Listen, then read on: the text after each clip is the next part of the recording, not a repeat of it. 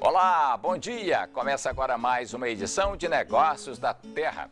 E você vai ver na edição deste domingo um plantio de tomate de alta tecnologia. Especialista tira dúvidas sobre aposentadoria rural. Carrapato em bovinos causa prejuízos bilionários na pecuária. Greening é o assunto deste domingo na entrevista de estúdio. E também nesse domingo dicas sobre o cultivo e manejo de mudas de plantas. Tem também música. Tá no ar, Negócios da Terra.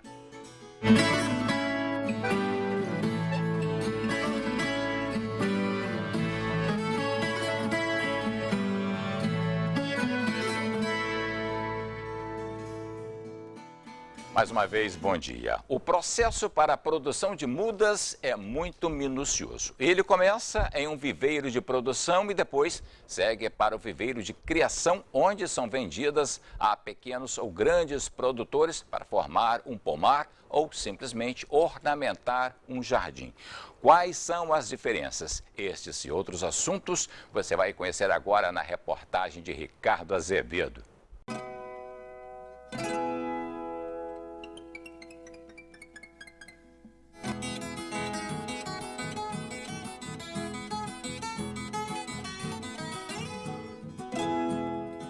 Visitamos um viveiro de criação na cidade de Linhares, que possui uma infinidade de mudas.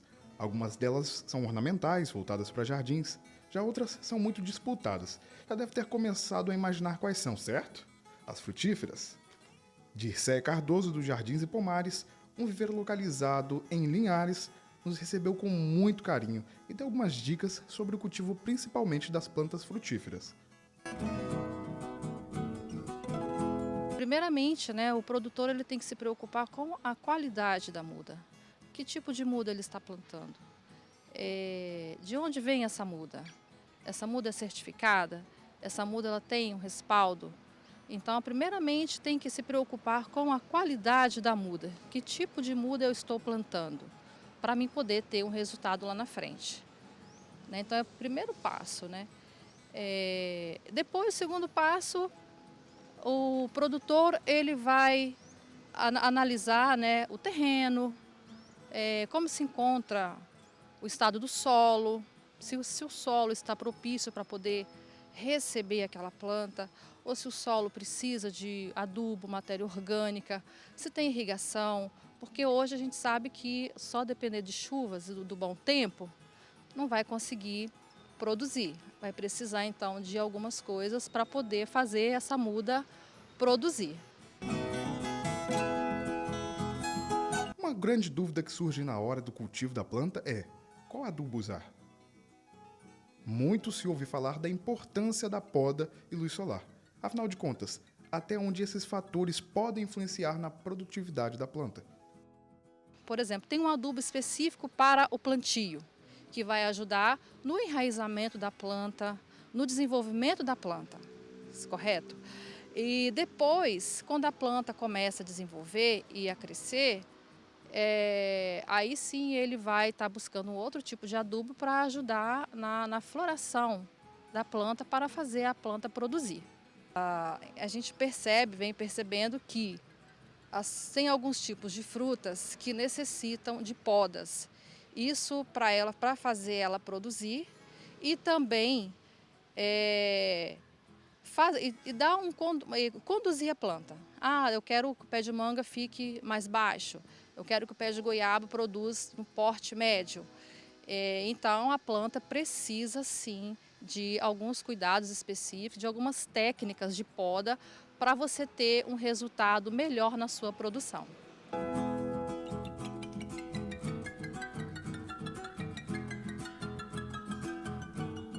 Uma boa produtividade é preciso escolher uma muda saudável e de qualidade, para que cresça forte e robusta, porém vai depender também de qual mercado você quer atuar.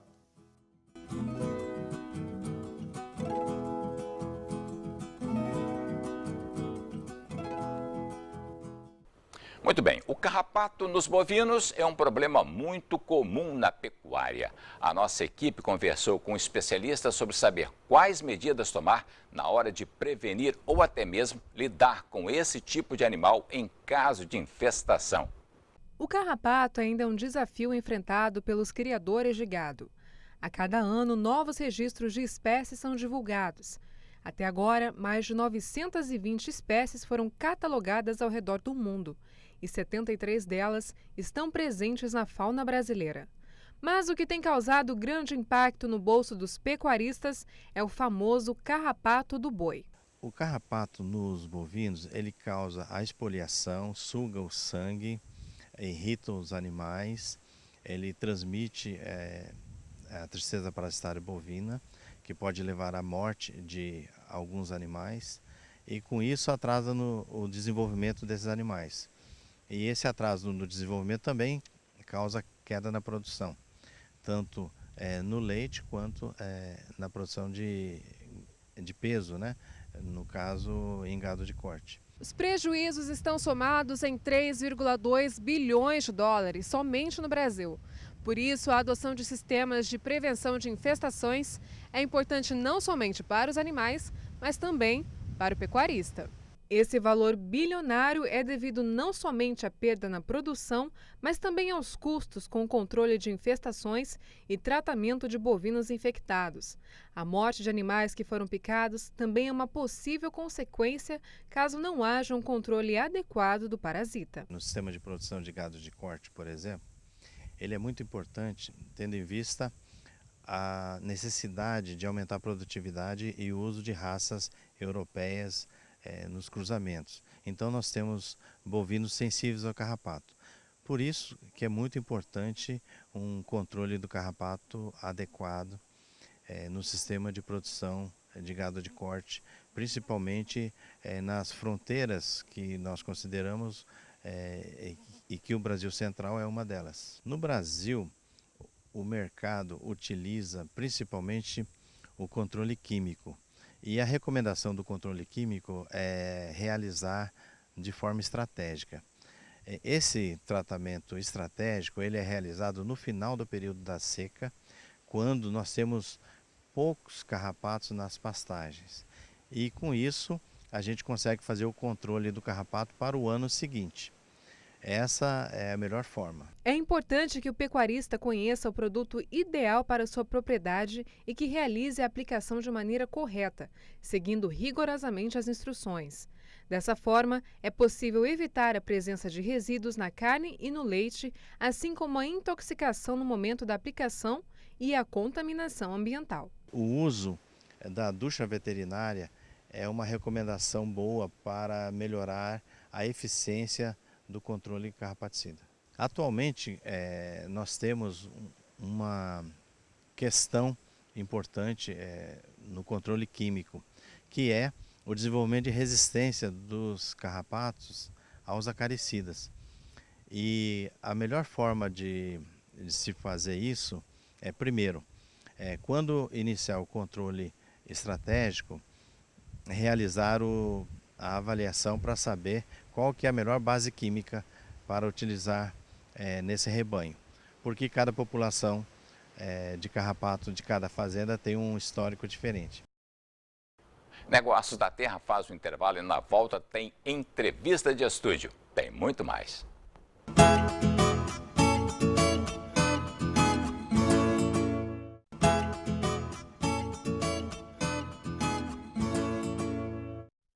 Muito bem, de volta do intervalo e é hora de entrevista e eu recebo na entrevista de estúdio hoje Daniel Pombo, ele técnico do IDAF, na verdade ele é gerente de defesa sanitária do IDAF e eu converso com ele sobre o greening, que é uma doença que acomete cítricos, uma doença terrível que acomete os cítricos. Então eu e você vamos entender o que é o greening, se é realmente uma doença devastadora.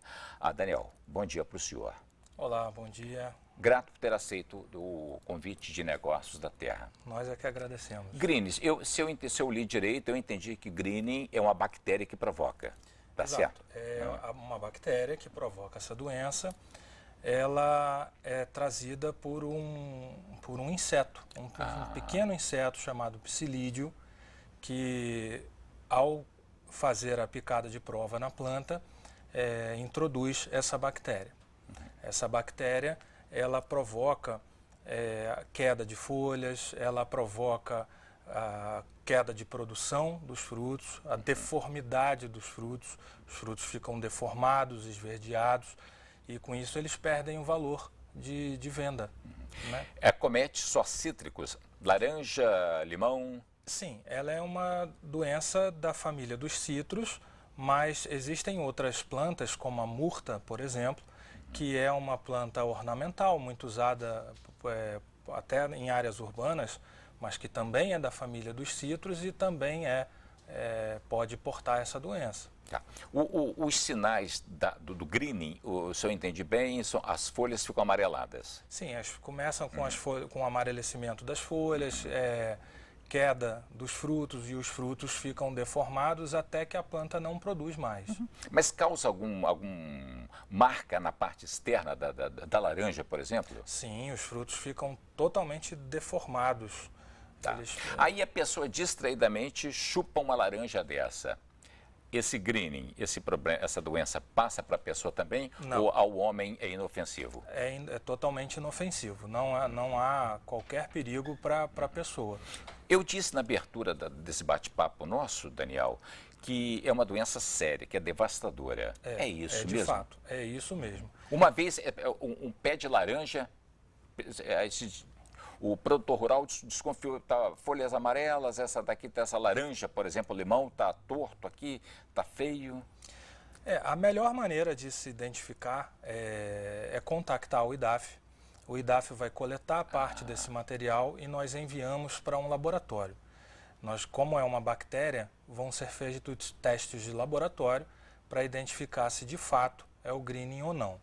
Nós não temos o greening ainda aqui no estado do Espírito Santo. Eu ia chegar nessa conversa. Então o Espírito Santo não tem casos? Não, o Espírito Santo é uma área que não tem ainda registro da doença do greening. Muito interessante, o Espírito Santo não tem a doença, não chegou aqui para nós ainda. E é muito comum ver pessoas comprando mudas de laranja por aí afora, na calçada, essas coisas todas. É preciso ter cuidado com isso, porque se de repente eu pego uma laranja que vou plantar lá no meu sítio e comprei uma laranja ali, escondido ali, de um camarada que me vendeu por fora assim. É preciso ter cuidado, então, quando eu compro a laranja, as mudas. Exatamente, muito bem colocado. Um dos principais meios de contaminação é a compra de mudas já contaminadas, vinda de lugares não contaminados. Então, porque nesse momento, quando a muda, não dá para perceber que a doença já está ali instalada. Não dá. Exatamente. Não dá. Então, o importante é que se compre mudas apenas com certificação de viveiros registrados junto ao Ministério da Agricultura. Viveiros com o Renasem, que a gente chama, né? São viveiros registrados e que venham com o certificado fitossanitário de origem, que é um certificado que garante a saúde daquela planta. E tem como evitar essa doença? Tem como prevenir. Prevenir. Agora, uma vez instalada a doença, aquele pé de laranja ali... Não há cura, ele tem que ser cortado. Ele tem que ser cortado e vai ser substituído por um novo. Em lugares onde a doença já existe, como o estado de Minas Gerais, o estado de São Paulo, se produz laranja, mas pelo fato da doença já estar presente e você ter que aumentar significativamente a pulverização de agrotóxicos para reduzir a população do psilídeo, essa produção começa a ficar tão cara que se torna inviável. Há estimativas de que em até 8 anos a produção em uma determinada localidade acaba. É mesmo? É tão sério assim? É muito sério. Então uma vez instalada o green naquele pé de laranja ali, é preciso cortar? É preciso cortar. Um vai passando para o outro, é assim? Exato. O inseto pica uma planta doente e vai para uma planta sadia e vai multiplicando essa doença. E vai espalhando. Vai espalhando. Agora, quando você corta o pé de laranja, o green não está ali, a bactéria não está ali, uma ventania não pode levar para outros pés ou não é assim? Não, aí vai ser feita a eliminação dessa planta, né? Queimar perfeito. Tem que ser feita a eliminação. Porque senão dali pode, esse inseto pode voar para outro lugar e espalha. Pode voar para outro lugar. Ok. Tem mais alguma coisa que você gostaria de falar sobre o green que eu não te perguntei? Não, acho que a recomendação sobre as mudas, né? É importante que não só o produtor rural, mas também as pessoas, os habitantes de áreas urbanas, todos nós tomemos esse cuidado de não trazer mudas de fora sem essa certificação. Porque a contaminação, ela não é feita apenas num pomar comercial, ela pode ser feita, como você bem falou, no quintal de uma casa. Com uma muda que alguém trouxe numa viagem de turismo, por exemplo. Que é então, isso? Aí vai espalhar para todo mundo. Espalha para todo mundo e prejudica todo um contexto da cidade, né? Todos os produtores rurais, os lojistas que trabalham, a indústria que fabrica o suco a partir toda uma cadeia que vai ser prejudicada. É um prejuízo assim de muitos que e não muitos dá nem para falar dele, né? Não dá, é um prejuízo gigantesco. Ok. Daniel Pombo é gerente de defesa sanitária do IDAF. Muito obrigado por esse bate-papo conosco sobre o green, um assunto extremamente sério. Então não se deve de comprar mudas de citros sem a certificação. Sem uma certificação, porque pode trocar gato por lebre. Exatamente. Tá certo. Então, muito obrigado pela entrevista. Nós é que bom agradecemos. domingo para o senhor. Igualmente. Grato. A dona de casa que tem o hábito de ir à feira já percebeu a diferença na qualidade e no preço dos produtos. É que as chuvas dos últimos dias afetaram em cheio a produção de frutas, legumes e verduras em várias regiões do estado. Quem foi à feira hoje não ficou nada satisfeito com a qualidade dos produtos. E não é só a qualidade que chamou a atenção do consumidor, não. Teve gente reclamando também dos preços. Brócolis, tomate, alface, além de estar caro, estão feios, estão bem feios. Os produtos que os consumidores têm sentido mais falta são as folhagens, principalmente aquelas que são mais sensíveis, como o alface. O que antes nas barracas estava completamente verde, agora está assim, vazio, sem nenhuma verdura. O alface que eu procurei não achei. Verdes em geral, né? Até por causa da chuva, a chuva atrapalha um pouco a colheita dos verdes. Estou sentindo que está faltando um alface, um almeirão, uma couve, uma taioba. Hoje eu não consegui comprar folha aqui na feira. O seu Vantuil vem lá de Santa Leopoldina, cidade que decretou calamidade pública por causa das chuvas. Na propriedade dele, muita coisa se perdeu. Mas foi a parte de folhagem, né? Mas igual lá pro nosso lado ainda, a gente tá de parabéns. Teve muita gente que perdeu casa, perdeu vida, entendeu tudo. E a gente foi só mesmo as verdurazinhas, só isso mesmo. Na barraca dele o preço não subiu, mas o cliente cobra. Eles reclamam muito que tá caro e coisa, a gente mesmo mantém o mesmo preço, né? Mas mesmo assim eles reclamam, porque não tá uma mercadoria assim bonita, né? Igual a gente costuma trazer, né? O produtor de morangos até tentou salvar alguma coisa, mas foi difícil. E o preço teve que subir. O preço ele subiu um pouquinho, mas não muita coisa. Antigamente você conseguia pegar para revender um exemplo, R$7, hoje está de 8, hoje está de 9, de 10, tipo nesses 3 tipos de preço, dependendo também da qualidade. O jeito agora é esperar o tempo firmar. O sol começar a firmar, a produção começa a crescer mais. O cultivo de tomate gera renda a milhares de produtores rurais. E o estado de Goiás responde por 90% de todo o tomate consumido no Brasil. Um plantio de alta tecnologia que ajuda, inclusive, a proteger o meio ambiente. Vamos acompanhar a reportagem. Desde março, a Laor trabalha no plantio de tomate industrial na propriedade em Indiara, a 100 quilômetros de Goiânia. A colheita começa em meados de julho. O ciclo é de 120 dias. Ele está satisfeito com a cultura. Nós temos tido boas margens. É uma cultura bem delicada, exige muita gestão, muita técnica. Tudo começa com a escolha certa das sementes. O plantio é diferenciado, viu? Ó, alta tecnologia empregada.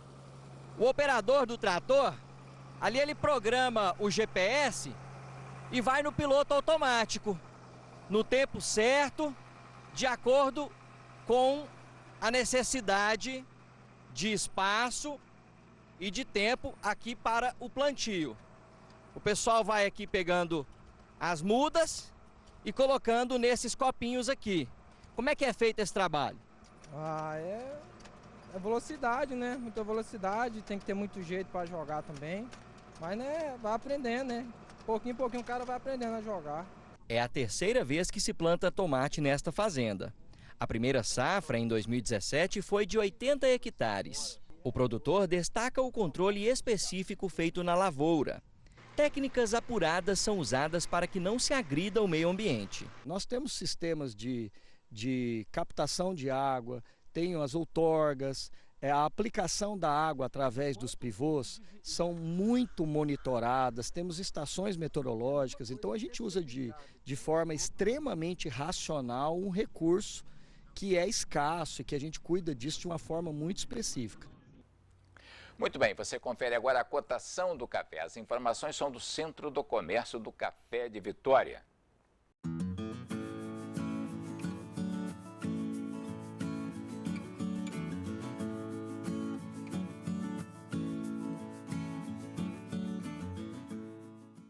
Negócios da Terra vai para um breve intervalo e voltamos já já.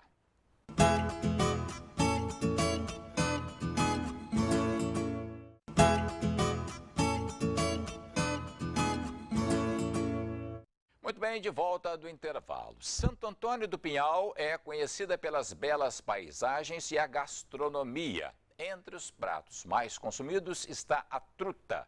Você vai conhecer um local onde a criação de trutas já funciona há 34 anos. Nessa reportagem também você vai conhecer algumas técnicas de manejo. É nesse cenário de cinema, em meio à Serra da Mantiqueira, 15 quilômetros do centro de Santo Antônio do Pinhal, que fica o pesqueiro da família do Seu Benedito. Ao todo são 6 tanques para os juvenis e os adultos, mas aqui também tem berçário. Há 34 anos o sítio produz trutas. Mas só no comecinho é que vocês faziam o ciclo completo da truta. Depois começaram a trazer para cá os ovos já fecundados. Por que o senhor viu essa necessidade, Seu Benedito? Porque a gente tinha uma perda muito grande nos ovos devido a fungo. Aqui a gente está em torno de 1.000 metros. E aí a incidência de fungo, a água é mais quente, aí tinha muito fungo.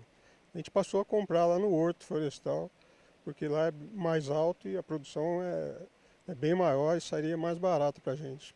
Comprar o ovo lá e transformar ele em alevino aqui, né? Cerca de 10.000 óvulos fecundados são comprados uma vez ao ano em Campos do Jordão, entre os meses de julho e agosto, que é a época da desova. Se pagar 1/4 do preço do alevino, o ovo é mais barato que o alevino, né? Você tinha uma mão de obra grande, porque tem que tirar o ovo que está gorado, né?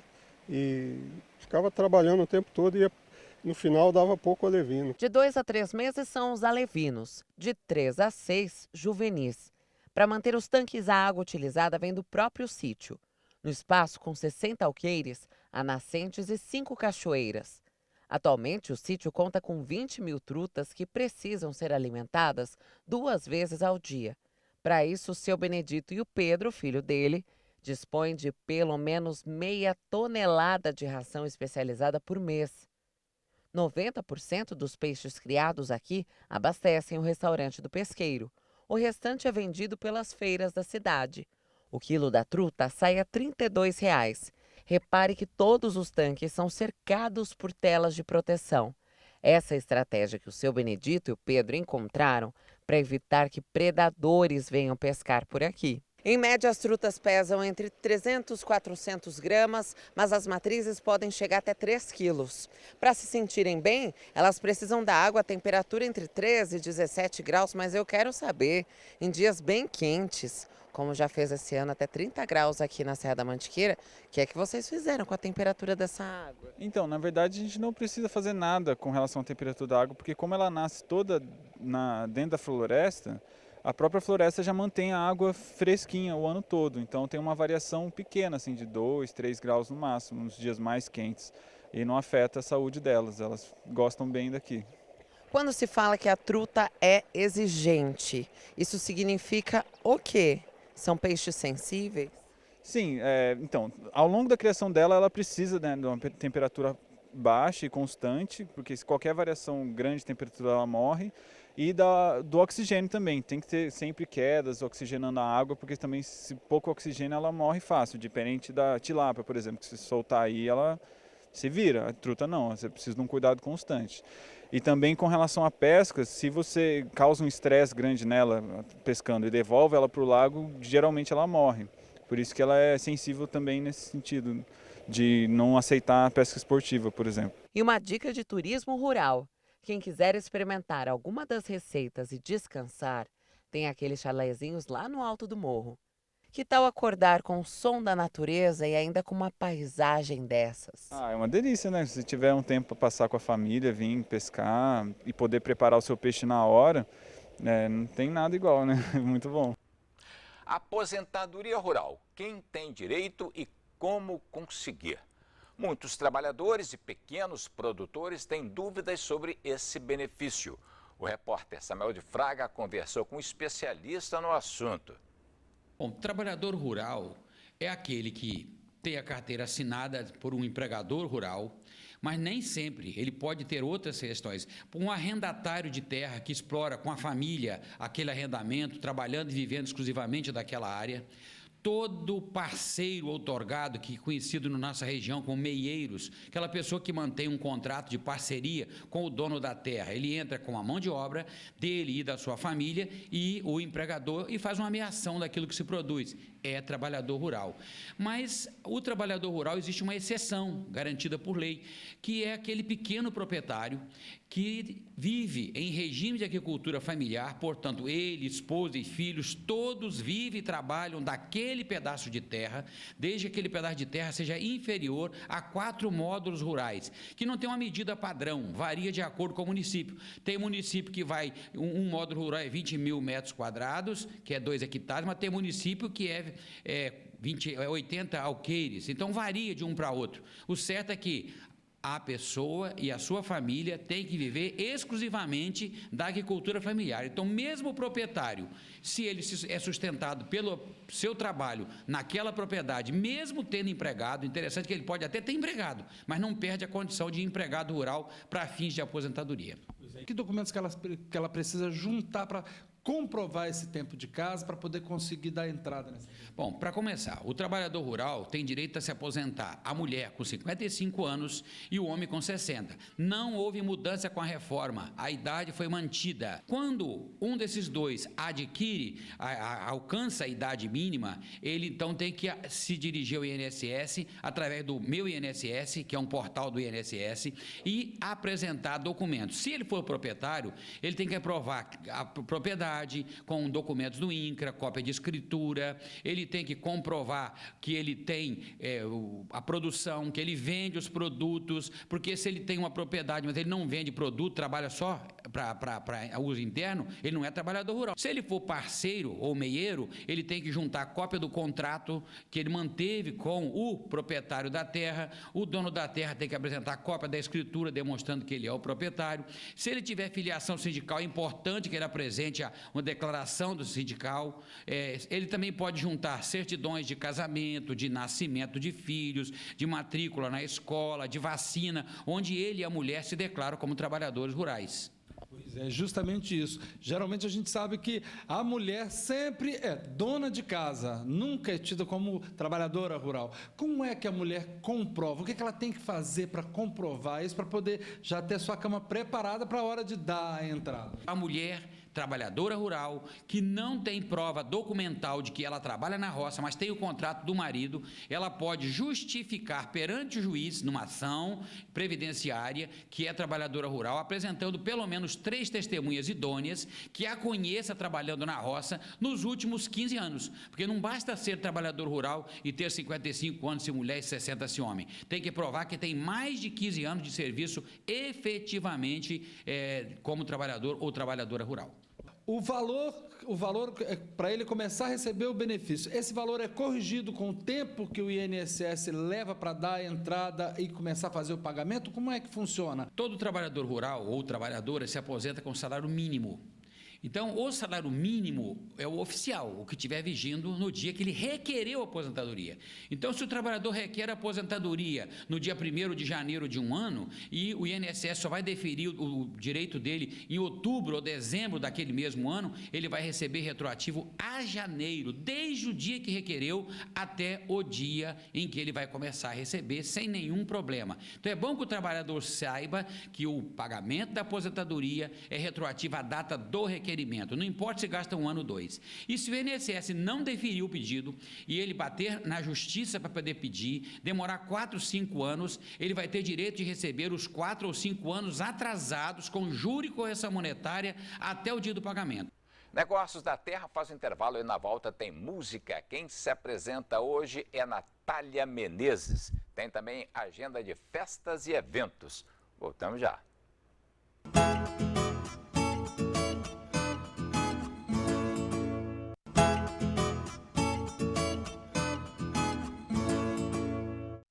Muito bem, de volta do intervalo, domingo de manhã, tomando um café gostoso, saboroso e com música. Fica muito mais gostoso, muito mais saboroso. Nada mais, nada menos do que o fenômeno Natália Menezes aqui comigo no estúdio hoje. Cantora que percorre o país inteiro, quase todos os canais de televisão do país já bateu um papo com ela. Aí eu consegui, dobrei ela, falei assim, tá bom, Scandiani, vou te quebrar o galho, vou no seu jornal. Bom dia, Natália. Bom dia, é verdade. Grato por ter aceito o convite de Negócios da Terra. Muito obrigada a você pelo carinho. Microfone. Né? Isso. Muito obrigado pelo carinho, pelo convite, tá bom? Bacana. Natália Menezes, você trouxe um convidado com você. Trouxe meu amigo Pedro Moreira, grande bom de músico. Violão? Bom de violão? Ó, bom demais de violão esse menino. Tá certo. Pedro Moreira. Ok, vamos parar de bate-papo, vamos de música Bora que você música. sabe fazer. Bora? Bora?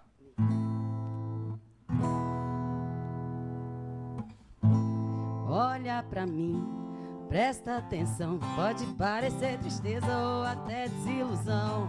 Quando eu tô no bar bebendo, tô curtindo, tô dançando, você pensa que eu tô sofrendo, mas eu tô me acabando.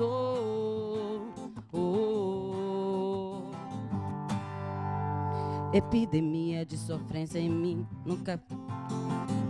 Se eu tô no bar bebendo é porque eu tô virada na cachaça, hoje eu vou me acabar.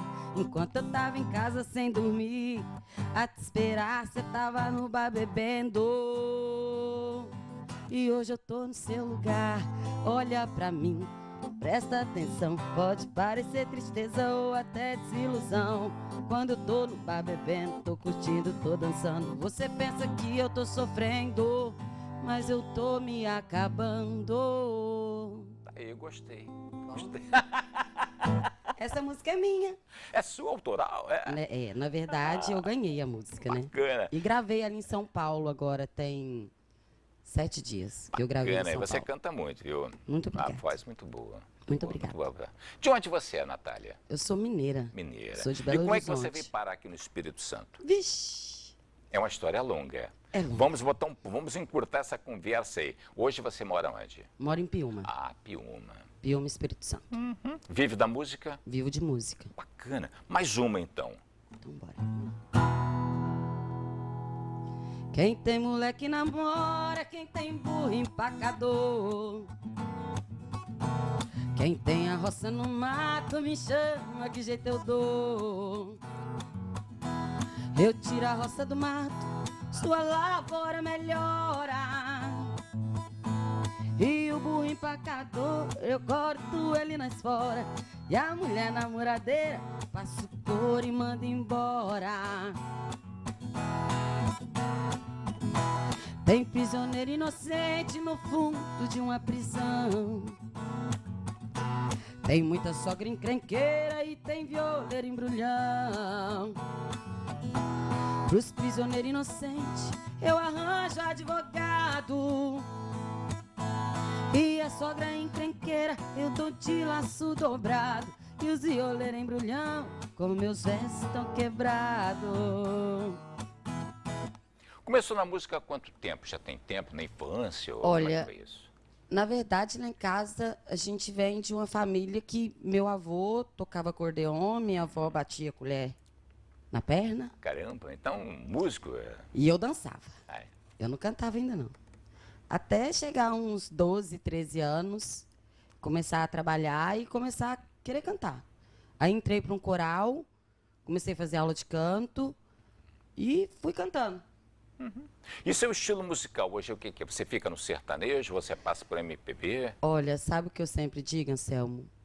Cantor, canta tudo. Uhum. Eu sou cantora. O que eu gosto mesmo é de modão, é de sertanejo. De modão. Vamos ao modão aí. Dá pra fazer um modão aí? Vamos de Fuscão Preto. Ó. Me disseram que ela foi vista com outro no Fuscão Preto pela cidade a rodar.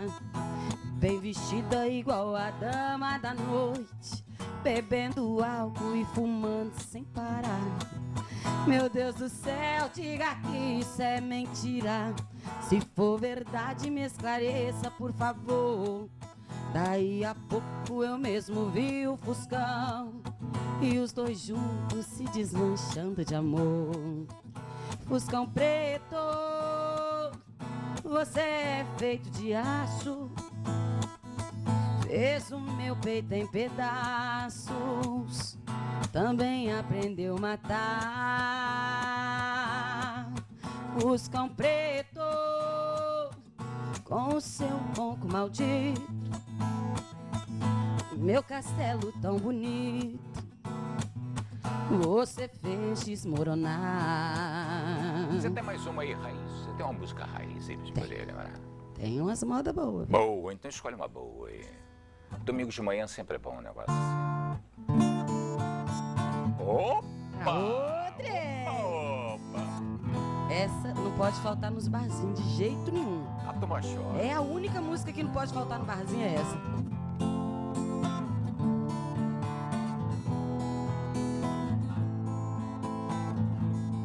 Doente de amor, procurei remédio na vida noturna, com a flor da noite em uma boate aqui na Zona Sul.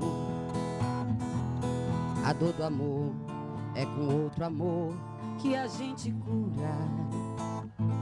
Vem curar a dor desse mal de amor na boate azul. E quando a noite vai se agonizando no clarão da aurora, os integrantes da vida noturna se foram dormir.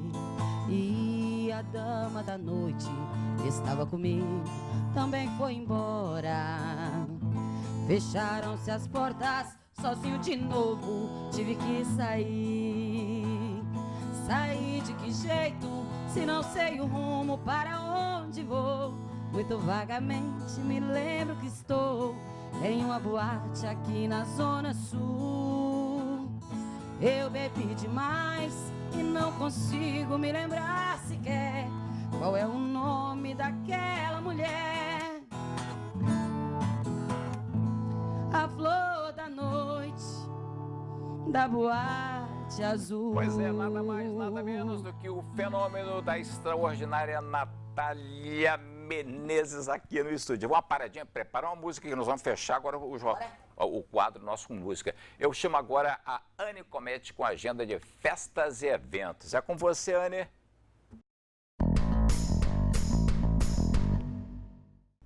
Olá, Anselmo. Vamos aos eventos e festas que acontecem neste domingo, dia 1º de dezembro. Hoje, na praia de Ubu, em Anchieta, acontece a segunda edição do E-Blues Beer Fest.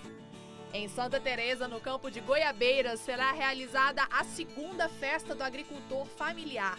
Na localidade de Luxemburgo de Baixo, em Santa Leopoldina, festa da padroeira Nossa Senhora Imaculada Conceição. Em Biriricas, Domingos Martins, será realizado no campo de futebol da localidade o primeiro encontro de cavaleiros. Em Piúma vai ser realizada a 25ª Cavalgada em homenagem a Nossa Senhora das Graças de 2019. A saída dos cavaleiros vai ser às 10 horas da manhã do trevo que dá acesso ao balneário de Iriri. Na localidade de Araguaia, em Alfredo Chaves, festa em honra ao padroeiro Santo André. E no campo de futebol da Fazenda do Estado, em Domingos Martins, vai ser realizado o torneio de futebol entre famílias. No dia 5, na Fazenda Santa Augusta, na localidade de Santo Antônio do Muqui, em Mimoso do Sul, o dia especial de pecuária leiteira. Já nos dias 6, 7 e 8, 26ª Festa do Café em Santa Maria, em Marechal Floriano. No dia 6 de dezembro, solenidade de apresentação dos resultados do projeto Horizontes. A apresentação vai ser realizada no Salão São Tiago, no Palácio Anchieta, em Vitória. Nos dias 7 e 8 de dezembro, encontro de comitivas em São Gabriel da Palha. Na localidade de Itapeúna, em Anchieta, tem Copa de Marcha. Na localidade de Santa Maria, em Marechal Floriano, Caminhada do Imigrante. Eventos que vão acontecer no dia 8 de dezembro. Em Guarapari, a 6ª Moda de Viola de Iguape. E em Santo Antônio do Canaã, primeira cavalgada do Clube Serrão. Anne Comente, muito obrigado pela sua participação. Em caso você queira divulgar eventos da sua localidade, da sua cidade, basta fotografar o cartaz e mandar para o WhatsApp de Negócios da Terra, que é o 28 999848026. Nosso tempo está se esgotando bem rapidinho. Nas redes sociais, onde acha você o telefone para show? Ó, Facebook, Natália Menezes, Instagram, @Natália Menezes Cantora. Telefone, contato para show 28 999 35 8243. Fala comigo mesmo. Muito bem. Bom, Negócios da Terra desse domingo vai ficando por aqui. Eu me despeço com você com música. Hoje, Natália Menezes. Até domingo que vem. Até lá, hein?